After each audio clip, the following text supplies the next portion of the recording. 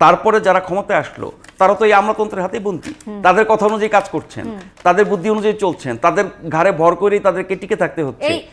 এই জায়গাটা কিছুদিন আগ পর্যন্ত মূল আলোচ্য বিষয় ছিল যে কারা বেশি শক্তিশালী, রাজনীতিবিদরা নাকি আমলারা। এই আমলারা সবচেয়ে বেশি শক্তিশালী এবং সেই শক্তির বলেই তারা টিকে ছিল, এত অপকর্ম করতে পেরেছিল।